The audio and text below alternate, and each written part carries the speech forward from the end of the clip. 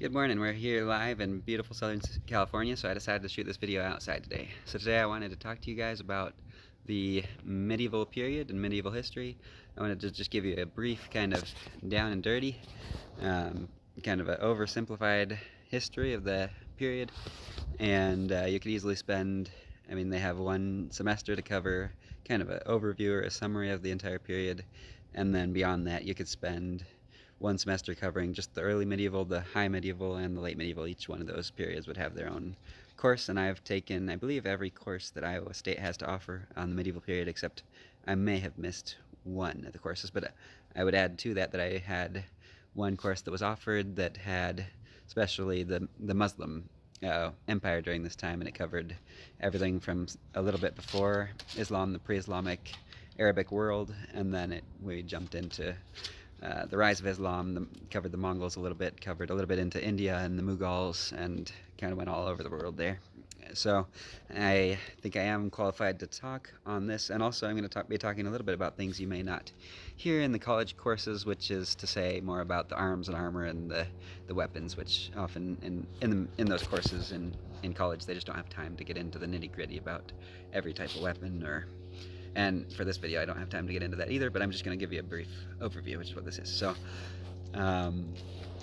and if we're talking about a period of roughly 1,000 years, which is what the medieval period is, then we're going to be looking at if this video is 10 minutes long, that'd be 1 minute per 100 years. So obviously it's going to be very down and dirty and oversimplified. If you want to look at this more further, I would urge you, if you really like history, you can, there's a bunch of videos on YouTube that are pretty good. They cover specific battles and things like that. And I think YouTube for history is great, but I think lectures are even better than a 10-20 minute video. So this will be kind of a brief overview of the period, but if you want to study this further, I encourage you. Harvard actually has free lectures which are on YouTube. It's either Harvard or Yale. Actually, I think it's Yale. But if you just type in medieval lectures or lectures on the medieval period, there's a whole course in there, each like 45 minutes to an hour long, each video, and it covers the entire medieval period, and that's basically more or less the same thing that they covered at Iowa State with a few minor differences of how they interpreted it. So, having said that, we're going to jump into it. So, as I said earlier, there's three parts to the medieval period. We have the early, the high, and then the late medieval period. And the medieval period by no means is static, so that means there's going to be changes in technology, changes in the geopolitics of the region, and great changes. And I could even make a point, and I will to some degree make the point that the medieval period sets up the early modern period, and ultimately it affects us to this very day. So it sets up, Germany and France are essentially both born in this period. That's when we see something geographically that would resemble France and that would resemble Germany. So we're going to quickly cover the fall of Rome, because ultimately when you study early medieval, you're looking at kind of the fall of Rome, which is obviously the Roman period that predates the medieval period, but you have to look at that in order to understand the medieval period. So first I'm just going to briefly, I don't have really time to dive into the fall of Rome, other than to say there were a series of factors. It wasn't just one thing that led to the fall of Rome.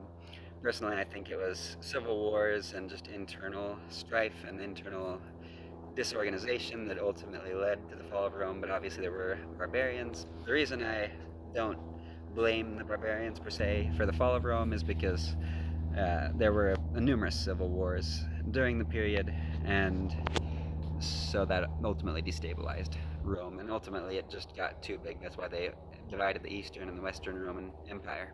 So having said that, there were a few. Also, the other thing about the barbarians is, with the exception of probably the Mongols or the Huns, so it would have been the Huns, with the exception of steppe tribes coming out from the east, most of the barbarians, the Goths, the Franks, or the other so-called barbarians, they'll become important in the early medieval period, and they ultimately wanted to continue Rome. So we'll cover that a little bit as well. Okay, so they didn't see themselves as destroying Rome. Some of them did sack Rome, but that was more for revenge. That was the Visigoths, the various Goths, because they had been so mistreated by Rome. So they ultimately wanted to preserve Rome to some extent and to kind of continue it. They didn't see themselves as trying to overthrow the Roman Empire. So uh, we're gonna talk about the various tribes. So the Visigoths. So we have the Goths, which would be present-day Germany, but I'm gonna argue that the Franks ultimately kind of founded Germany. So now we're gonna get into the Franks. Well, first, before we go into that, let me backtrack a little bit. So, um, obviously, the birth of Jesus Christ is going to be important in the medieval period in the Catholic Church. Okay, so we're going to briefly touch on that as well. So Jesus is a historical figure. There's numerous Roman sources, and there's sources as far afield as Persia that do document Jesus, with the exception of the Bible, which I would argue that the Bible is a pretty good source. Okay, but that's just from a historical standpoint. I'm not bringing in any religious views, because as a historian, we're supposed to be completely as unbiased as possible. Ultimately, we still do have bias, but a good historian knows how to kind of put aside those biases and ask historical questions about history and how things transpired. So Jesus and early Christianity, it's going to be extremely important. The Catholic Church is going to be important, and so we have under Constantine, this is when we see Christianity becoming legal within the Roman Empire, and then later on we would see Christianity becoming the official religion of Rome. And early on, Christianity was persecuted, fed to the lions, and then you have Nero and Caligula kind of blaming the Christians because they need to blame somebody other than themselves, and they're both mad emperors. They're mentally unstable. One of them put a horse as one of the members of what would be their version of Congress. Okay, so and also it's said that Nero watched Rome burn to the ground. Ultimately, we're not sure if he started the fire, and it was said that he was playing his harp as it burned to the ground. Now, ultimately, that may not have been the case, but it didn't help matters that he built his palace on the cleared ground of where previously there had been people's private housing. Okay, so that's a little bit of back in through the Roman period, but I'm going to move now into a brief overview of monasticism. So early on, monasticism, it was people that were hermits. They were alone. They wanted to study Jesus. They wanted to pray. They wanted to be alone, and they wanted to be more spiritual. We have one instance of a man who was actually deemed to be a saint by the Catholic Church. Excuse me. And he would sit on top of a pillar, and so they would hoist food up to him, but he had a limited amount of food that he was eating, and he wouldn't really sleep because he was on top of a pillar. And he claimed to see visions from God and things like that. Ultimately, he may have been a little crazy because he was sleep deprived, and if I was sleep deprived, I'd probably see visions of God myself. That's not to say anything against Christianity or anything like that, but that's just people were desperate to hear from God and seek God, and that's early on kind of the predecessor to monasteries. And in the Middle East, the climate was such that they could do that. Now, when we get into medieval Europe, the woods were a dangerous place. There was robbers, there was wolves, and so ultimately we get the various monastic orders, the Cistercians, the Benedictines, the rules of Saint Benedict. That's kind of excuse me, one of the founding documents that ultimately set the tone for later on monastic orders. Okay, so, and monasticism is very important in the medieval period, and it would have a great impact on a number of things, to include the Crusades. Okay, so now we're moving on into the early modern period. So briefly touching back on Rome, we have the fall of Rome, and after Rome fell, you could argue that it was continued on by several different groups, and one of those is the Catholic Church. The Catholic Church was it controlled the geographic region of Rome itself and some surrounding territories, the Papal States. It was not just a spiritual entity back then, it was a physical power as well that did control land, and it had armies. Okay, so in Italy that would be important. And also beyond Italy, the Pope had a great say as far as kings. He could make and break kings to some extent. There was throughout the medieval period there was kind of a constant struggle, and we would get into the investiture controversy as far as the Pope or the king who should be choosing the bishops and who should be kind of giving them their power, and who ultimately held the power in the land. Was it the king or was it the Pope? And so there would be some back and forth there. And then as we move on, so that was one successor to the to the Roman Empire. Another successor, ironically enough, would be one that you probably wouldn't guess, and that's the Islamic world. Okay, the Islamic world, in many ways, it preserved the writing. It preserved. They had the House of Knowledge. Okay, so the Islamic world, in many ways, actually preserved the knowledge, and to some extent, the legal systems of the Roman Empire. So the Roman Empire did very much affect the later on Islamic world in the Middle East, or the various Islamic worlds that would come out in the period. And so early on, we have the Umayyads, and then later the Abbasids, and various caliphates throughout the region. And so Islam was essentially a successor for the education in the Roman education system, and to some extent the legal system as well. So, and they inherited some of the Roman Empire itself, what would have formerly been the Roman Empire. And then also in that vein and in that region, we have the Byzantine Empire, which is the most obvious successor to the Roman Empire. So the Byzantine Empire wasn't called the Byzantine Empire back then. It was just still referred to as Rome, or as the Roman Empire, even though they didn't physically hold Rome. There was one attempt to retake Rome, and that ultimately failed and led to a lot of bloodshed. Okay, but so we have, in the east, we have the Byzantine Empire is the most obvious successor to Rome until it was later taken out by the Ottomans, okay? And they would continue on for a long time, hundreds of years. So they would continue on directly from Rome itself, and they were actually more of the economic powerhouse to the Roman Empire. And then our final successor to the Roman Empire leads me into my next topic, and that is the barbarians, the barbarian kings and the barbarian kingdoms. Most important of whom is going to be the Franks, okay? Now, jumping into the Franks are probably the most important group, specifically the Carolingian dynasty. That's the dynasty of Charlemagne and other various Frankish kingdoms, okay? And the term France actually comes from the term the Franks, okay? So the Franks were kind of a barbaric group, but they were also Christian. There was one story, for example, of one of the Frankish kings before Charlemagne.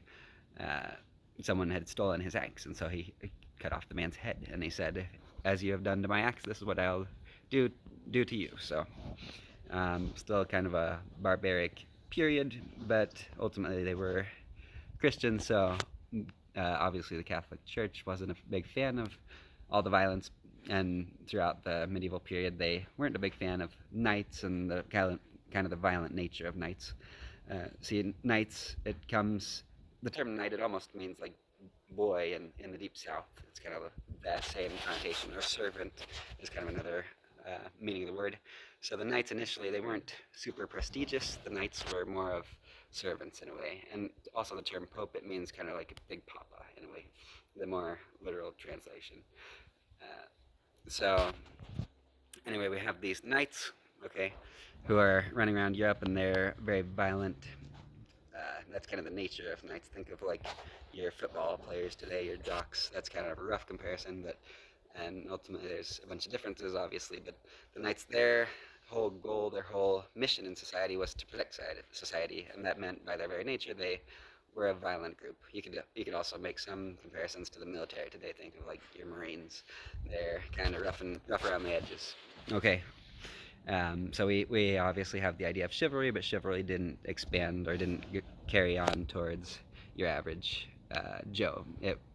Chivalry wasn't applied to peasants. It was in order to preserve the nobility, so that you wouldn't kill off all the nobles. That's why you'd preserve the nobles, and then you could get a big ransom for them as you sold them off.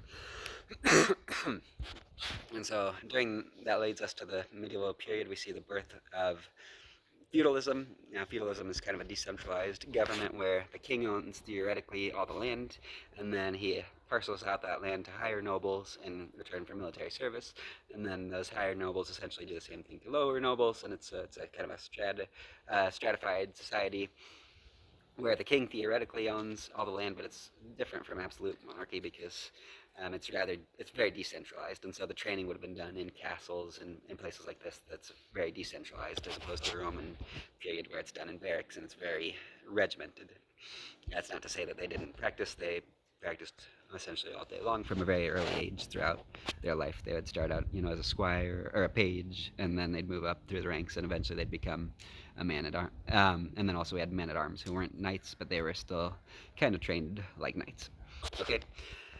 And then the Franks, ultimately, after the death of Charlemagne, it was split into three kingdoms. We have essentially modern day Italy, modern day Germany, and modern day France.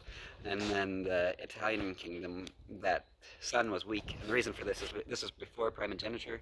So rather than passing on everything to the firstborn son, which is actually, it was done in biblical times, even they'd pass everything on to the oldest son. But in this period, the Gothic peoples, or the Frankish peoples, they would well, basically all the people back then, they were passing, with the exception of the Roman Empire, they were passing it on to all their children, so all the children would inherit part of the kingdom, and as a result, the kingdom would be broken up. And so we see this with the Franks, and this essentially gave us what today would be France and Germany, and then the Italian kingdom was weak, and it was essentially gobbled up by the other two. And initially, the German state, or the German people, were more centralized, they had more central rule, and the ones in present day France were more weak. And then over time that would change. The Franks would become more centralized, and the Germanic peoples would become more weak, and the central authority, kind of the federal government, if you will, they would become more weak, and it was the local landlords that ultimately held sway. And this is even up through the modern period, early modern, and even up through for the remainder of, for a good part of history, we see this, that even, you look at when we see Protestantism, it was up to the locals if they wanted to, the local nobility, if they wanted to employ Catholicism or Protestantism. So that's kind of a compromise, but we're getting ahead of ourselves. So that essentially is a brief overview of the early medieval, and then we're going to briefly cover the high medieval. Okay, so in the early medieval period, we're seeing roughly the same armor that was in the Roman period for the barbarians, the so-called barbarians. Essentially, the barbarians were anyone who didn't speak Latin, so they would have viewed the Muslim world as barbarians too, although the Muslim world was very far advanced to the other so-called barbarians. And then that takes us into the high medieval period. The high medieval period is when we see actually the birth. Oh, and during this time too, we see the agricultural revolution, which goes from a two-field system to a three-field system, and it affects the crop rotation, and it sounds like it's not a big deal. Also, we see the development of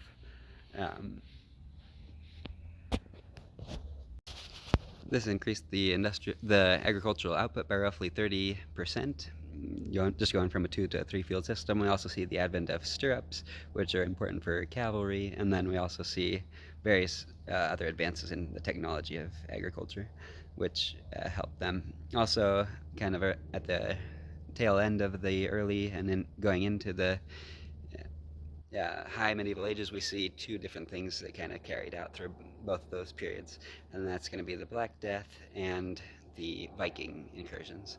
So the Black Death, it killed nearly a third of the population on average. Death tolls are kind of hard to tell historically, but it's roughly a third of the population based off the best we can tell. And this is going to be on average. So in some places it was higher than that, in some places it was less. Obviously in the cities it's going to be higher death rates, and so the effect that this had on just on people in general, both religiously and politically, it was huge. But once that kind of lifted, it actually helped the kind of the lot in life of the peasants, because peasants were actually, the difference between peasants and serfs is that the peasants are free to move around and they have more freedom, whereas serfs are actually tied to the land. So they're not slaves, but they're not as free as a peasant would be.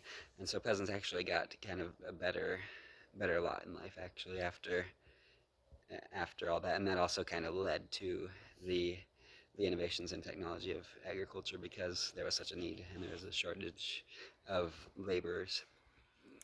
Okay, and then we also mentioned the Vikings. The Vikings would have a great effect on both England, the British Isles, ultimately, and Russia. They founded several key cities, Dublin, and numerous cities throughout the British Isles and also throughout Russia.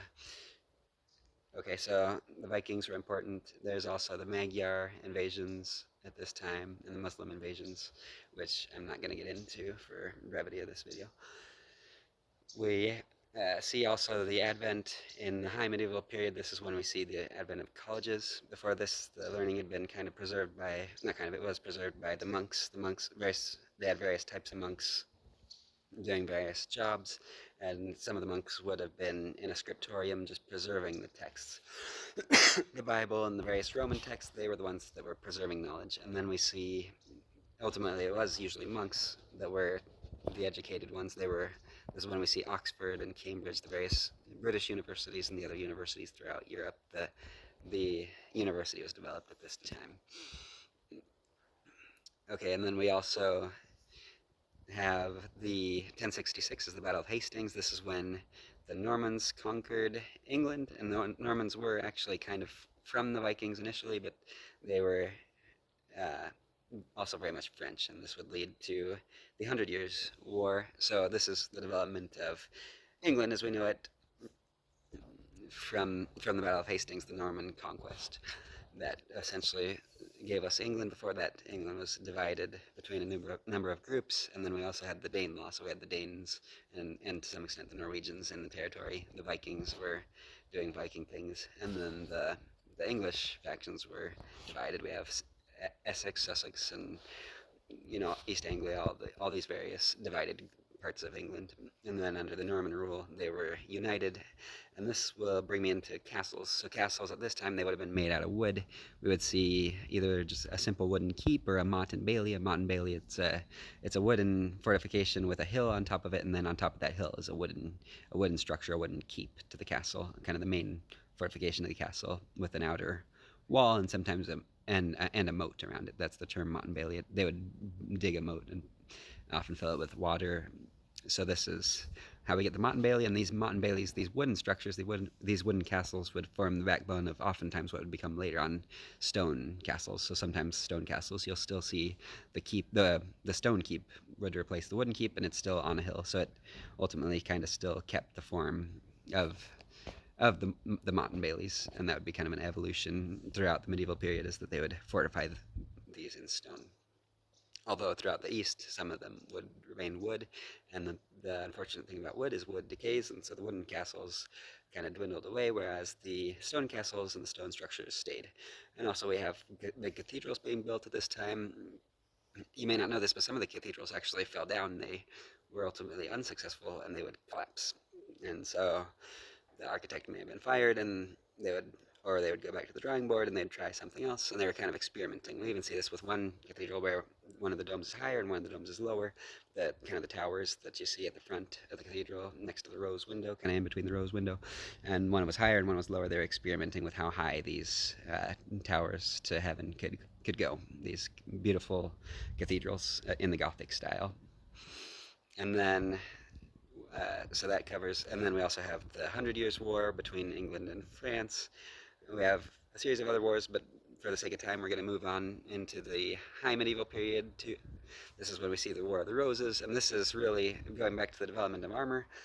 So the medieval period wasn't static. 1066, this is when we really kind of start to see cavalry, because throughout the earlier medieval period, through the early medieval period, it's more infantry-based. But once we get into 1066, we're starting to have, really, the Battle of Hastings is one of the first battles where we see cavalry.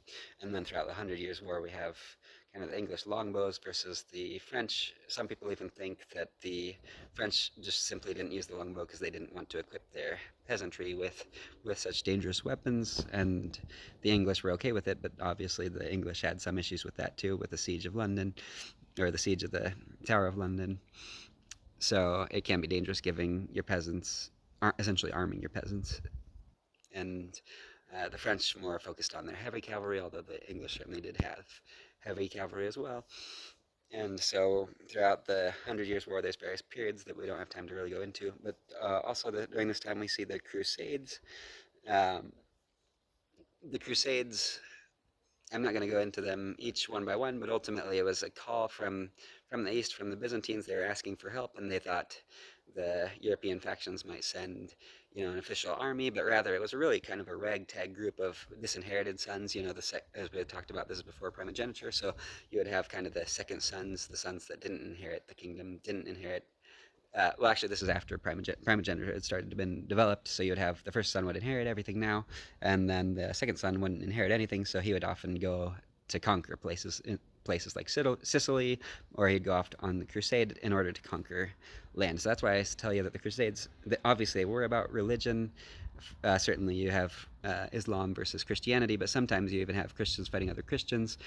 During the initial siege of Jerusalem, it's said that the land ran. There were almost rivers of blood, and Jerusalem had Jewish people in there. It also had some Christian people, though they would have been deemed heretical, and it also had obviously the Muslims, and they just went through and kind of killed everybody. And it's believed that they kind of got out of control. The generals just lost power, lost control of them.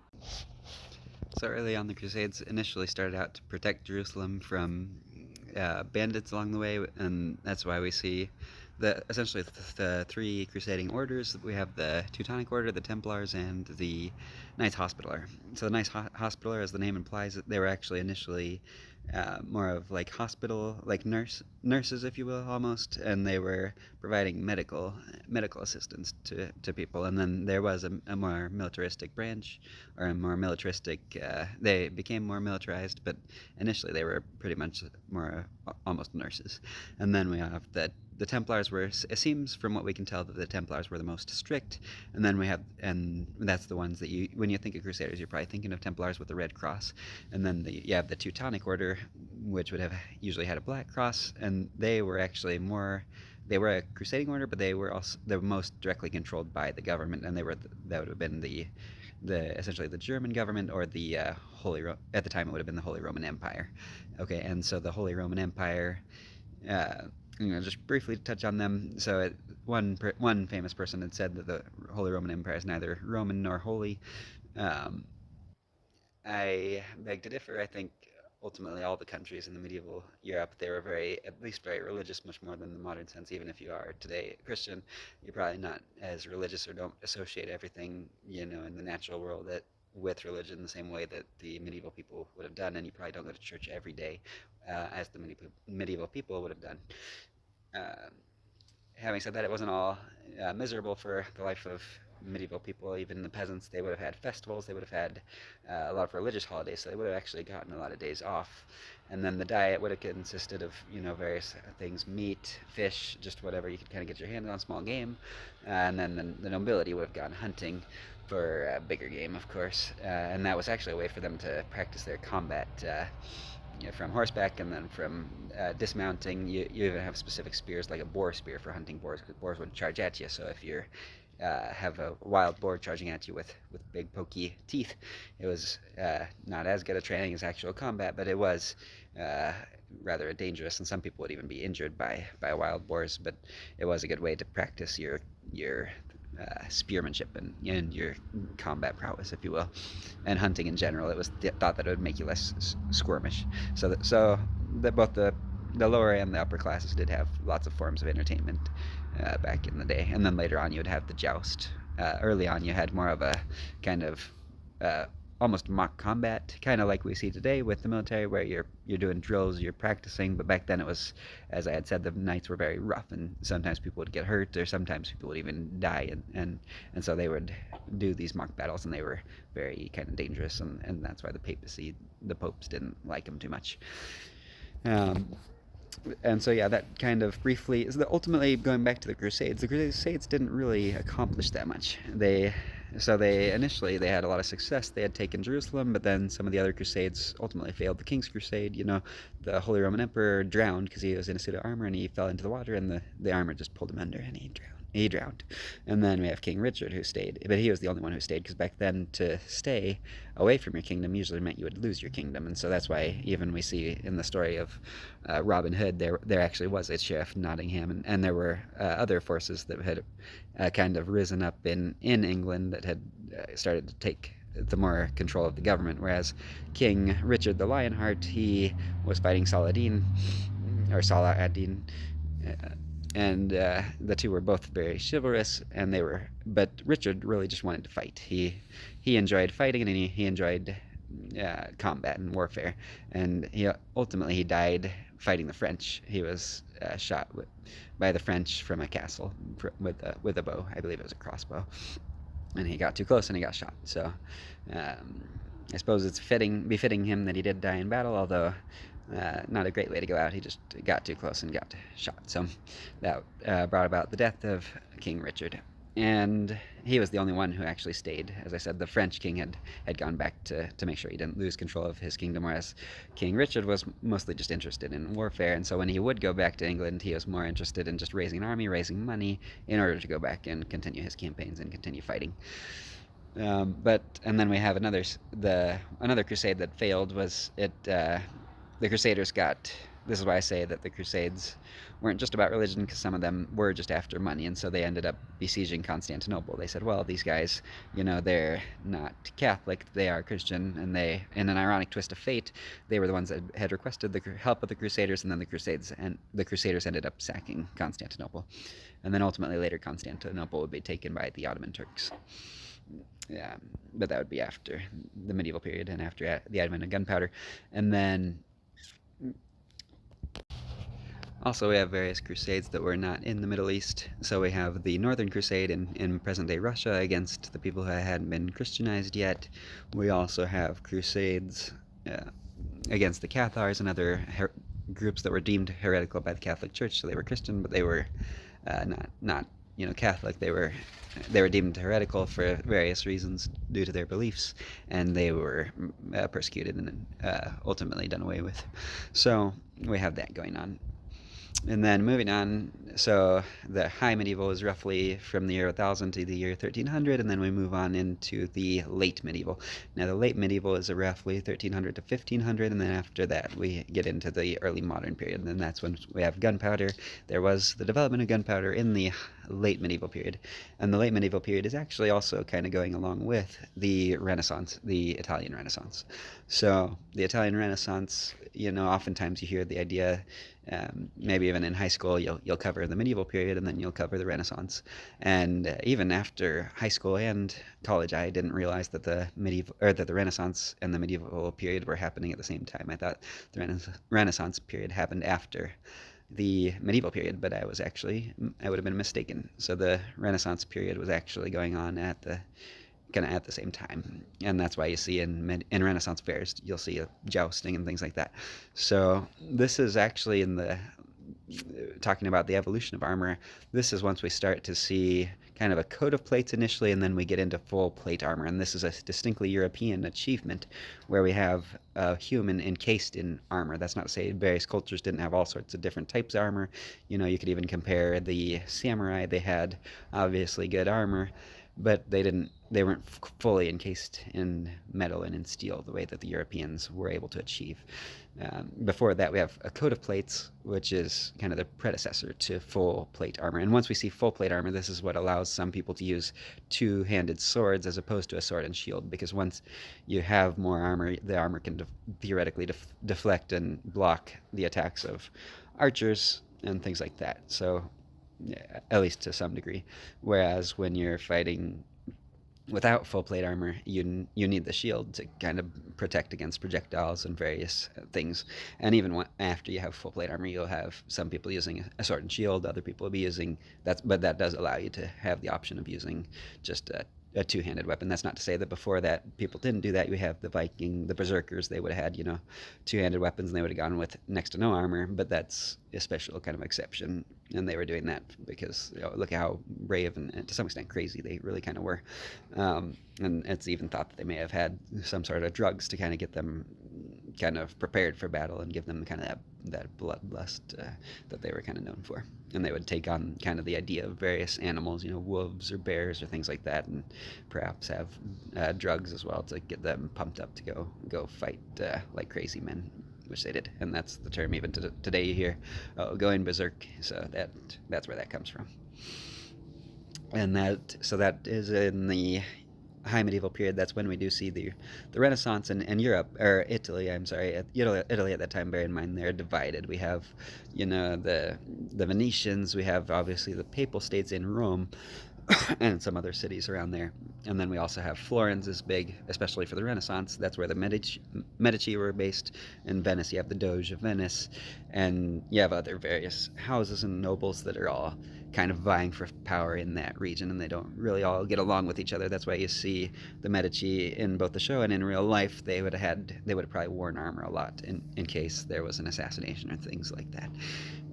But I think that about covers the medieval period for a summary. Yeah, the high medieval, that's also when we see the Wars of the Roses and some other things going on. And then we get into the early modern, that's when we see shot and pike. As I said, there was some gunpowder during the medieval period, but it wasn't really enough to challenge armor. It could blow a hole through the armor, but it took a long time to reload, and so you still had the power of heavy cavalry. And then in the early modern period, that's when you'd see different types of cavalry, and shot and pike would come around at this time, and to some extent the heavy cavalry would live on, especially in the east with the winged hussars of Poland and things of that nature. But ultimately, warfare would drastically change, and even the social structure would drastically change in the early modern period. Eventually, we'd end up with feudalism would kind of decline, and the the nobility, rather than being out there on the field fighting, they would kind of take more of a command role. They'd become the generals in a lot of cases, as opposed to the knights or the nobles of. And also the fortifications would change greatly as well. This is when we see now nobles have to decide, and they have to make a decision. Well, before, you could have your castle, and your castle was very much a defensive fortification and a place to live. So it was well decorated, but it was also a defensive. And then in the early modern period, now this is when we see the development of star fortifications, the star forts, and their specifically, I mean, some castles would have had cannons used in them, but really the castle walls could be crushed by cannon. And so, well, and even before that, we see the trebuchet, which is a kind of a form of catapult, although it's not really technically a catapult, but it's these big, huge machines that could lob stone, and then the cannons were even more deadly than that. So it really kind of rendered the castle walls almost somewhat obsolete, and now people would have to choose: do they want to focus on the fortification, or do they want a big fancy house? And this is when we start to see the house, all the big fancy houses of Europe, all the palaces and things like that, things of that nature, would really start to come into their own in that period. Although even in the medieval period, you would have the manor and the manor house, and kind of in the country, and that was kind of the nicer house out in the country. If you weren't next to a castle, you'd have kind of the small lord and his house. And also, I wanted to mention too that, just kind of as an aside, that the oftentimes the nobles would be out there working with the peasants, but in order to make sure that other nobles didn't come and rough them up thinking that they were a peasant, they would hang their sword from the tree. And if you saw a sword hanging from the tree, you know that person is able to carry a sword, which usually meant that they were nobility, because the peasants usually weren't allowed to carry weapons, specifically swords, whereas with bows they were actually kind of obligated to train with bows, at least in England. So yeah, you would have, so as I said, chivalry didn't apply to peasants. So oftentimes we have kind of a misnomer, a misidea about what chivalry was, because ultimately warfare was very violent, and it was very hands-on. You'd have, war hammers. You'd be trying to deliver blunt trauma to the armor, pole axes, things of that nature that could knock someone out through the armor without actually punching a hole in it. So pole axes are kind of called can openers, but really they weren't getting through the armor so much as just causing that shock and that trauma to the body and killing people that way. Also, you had the weak points in the armor, under the armpits, the groin area, and then if you could get to the head, you could raise up their visor and kind of wrestle around and get to their head with the visor there. So just kind of some interesting tidbits there. And yeah, the nobles often would be working in their field if they were a lower noble, like a baron. Even barons weren't that high up, so you'd often see nobles working in the field with their peasants, and then the peasants would owe the landlord, kind of the lord of the realm, they would owe him service kind of for free. So you'd work your fields part of the day, and then you'd work the lord's fields part of the time. He would own all the land, but you'd have kind of the peasants' land that they would work just to survive, and then they'd have the days of service that they were obligated to work for the lord. So that's just kind of an interesting bit. Hopefully you learned something today. I'm sorry if this video is longer than intended, but I am covering roughly a period of roughly 1,000 years, so please bear with me, and hopefully you learned something. Thanks.